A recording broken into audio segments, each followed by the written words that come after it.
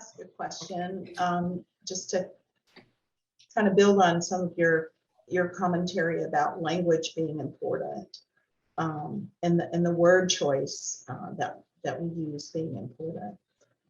What are some ways that you have come up with to gently but productively correct students when they bring language to the classroom that maybe they heard other people use, or maybe even their prior teachers used? What approach do you use to help students begin to shift their language choices?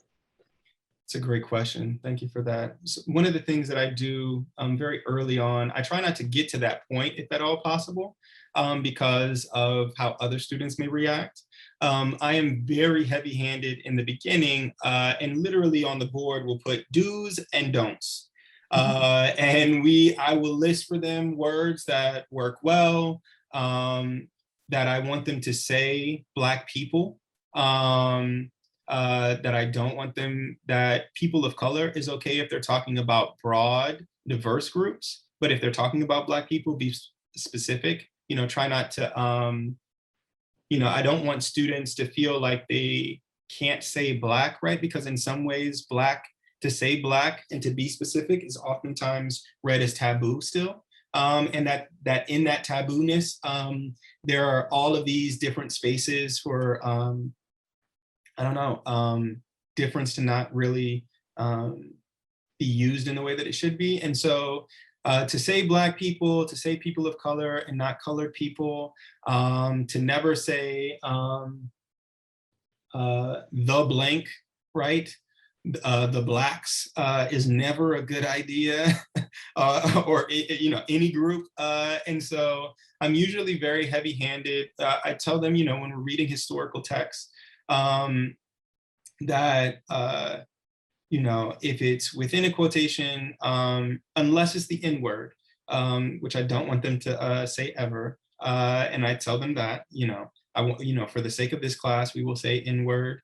So long as it is in quotations, then you can say N-word, but I never want you in your writing or in your speech to feel like, you know, you have to say it, and therefore using random quotes. I don't want you, you know, if you are reading and this is a historical text, you can say obviously what is in the quotes, but again, outside of the N-word.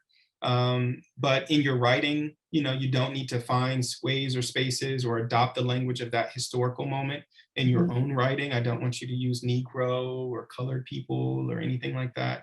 And so I'm very heavy-handed from the outset.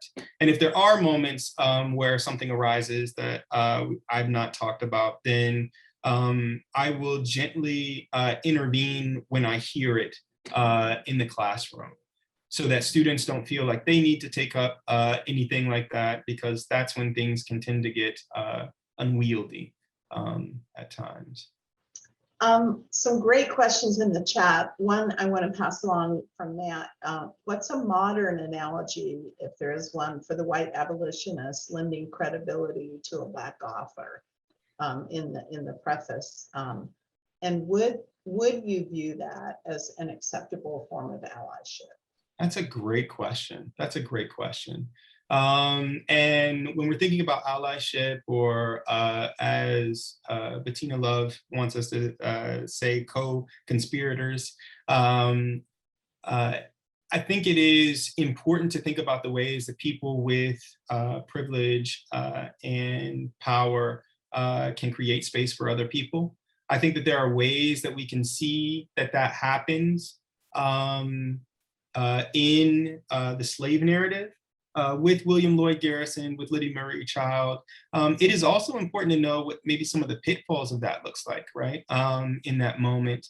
You know, anytime that I'm talking about how great of an orator Frederick Douglass was on the abolitionist stage, I make sure to talk about the fact that, you know, unfortunately, one of the pitfalls of like early white liberalism in that moment is the idea that they go into the abolitionist circuit space, oftentimes wanting to be entertained.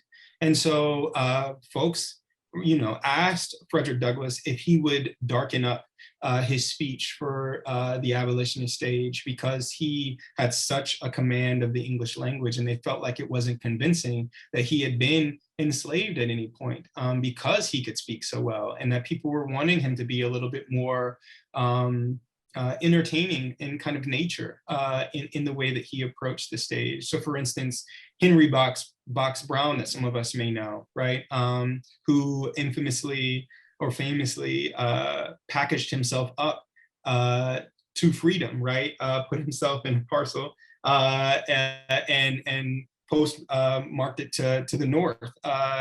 He would pop out of boxes every time that he was on the abolitionist stage. And so there was an air of entertainment. And so I think you're absolutely right, Matt Bell, to question, what does allyship look like in this moment? And I think the abolitionist circuit is definitely one of those spaces, but it's also important for students to be able to tease out in what I think would be a great kind of assignment.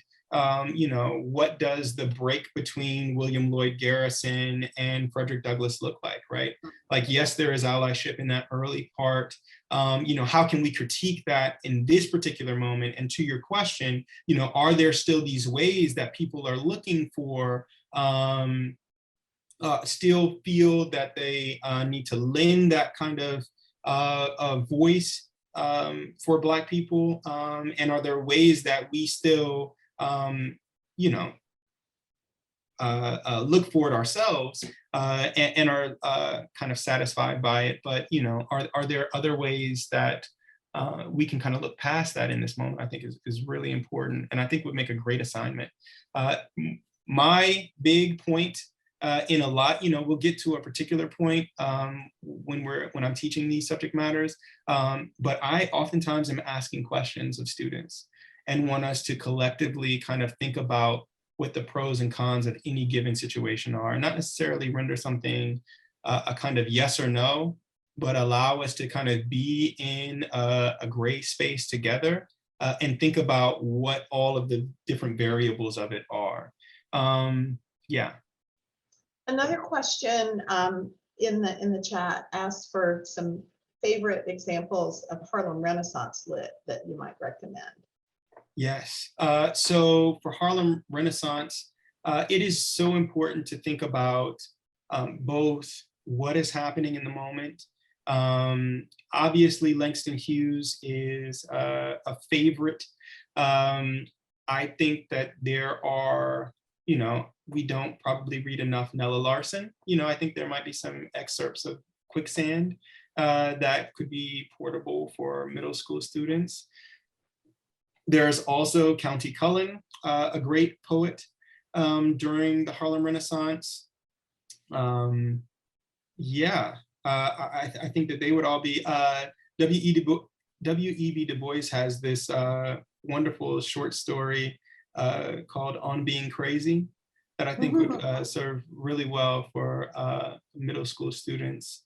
It's about him going through a southern town and him stopping and going to eat in a predominantly white establishment, and them saying, are you trying to essentially integrate this space? And he's like, no, I'm just trying to eat.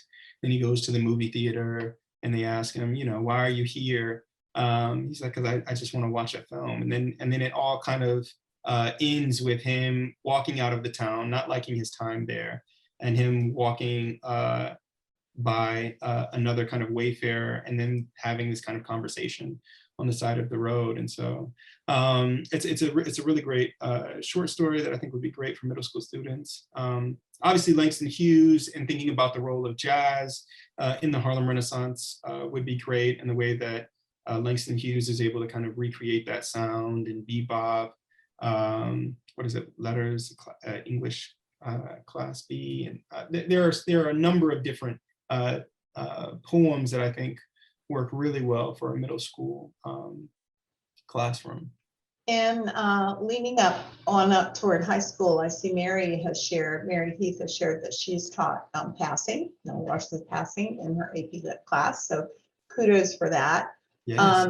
And getting even more contemporary in our own sort of more recent moment. Who are some of your favorite writers that you might like to see people bringing into the classroom? Yeah, I'm always interested when students say that they've read Beloved in high school. I want to know what that looks like at the high school level.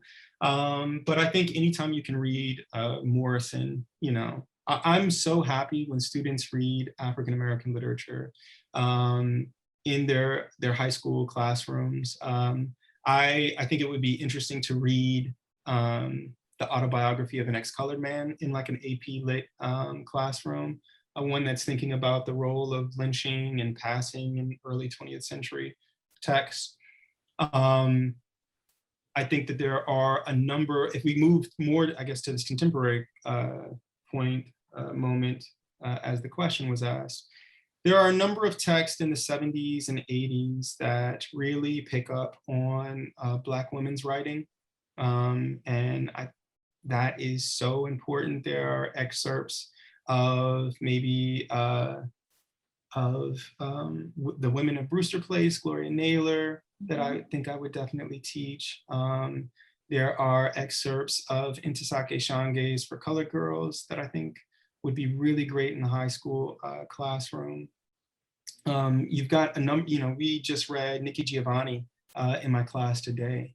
And it was a great way of teaching. And we read and we watched excerpts of a conversation that she had with James Baldwin, and really this kind of passing the baton between the civil rights movement and the Black Power, Black arts movement in the 70s. And it was a really edifying conversation for the students to be able to kind of see these two luminaries of their time having, and then to read the poetry of Nikki Giovanni, for Sandra, or ego tripping, and make parallels between ego tripping and Langston Hughes, Rivers, right? There are all of these ways that there's this kind of historicity and these remnants between the texts that I think work really well at the high school level, especially in an AP class. Yeah. We got another recommendation coming up in the chat, and I'll just remind you guys that you'll get the full chat later, A Bronx Tale that Tracy has taught. Since you started with antebellum lit and slavery narratives, I wondered if you might share, do you have some favorite neo-slave narratives that you have found productive in your teaching? Yes. So I absolutely love Octavia Butler, and Kindred is a wonderful novel. And one of the things that I absolutely love about this moment, and if you all will allow me, there have been a few artists who have been interested in illustrating Octavia Butler's work. And so Damon Duffy and John Jennings are now making some of Octavia Butler's works into graphic novels. And this is Parable of the Sower. They've also done it for Kindred, which I think makes it that much more accessible, and would be something great for students to read at the high school level. I also, with one of my colleagues, have taught Victor Lavelle's The Destroyer, which, if you're doing like a section on Mary Shelley's Frankenstein, it is a kind of adaptation of Mary Shelley's Frankenstein that has these that makes it contemporary with the Black Lives Matter movement, and kind of brings that in a way that I think is very palatable and accessible for students at the high school level. Students at I think that it'd be very impressive if students, I was talking to my niece who is a 10th grader in Jackson, Mississippi, and they were reading Zora Neale Hurston's Their Eyes Were Watching God.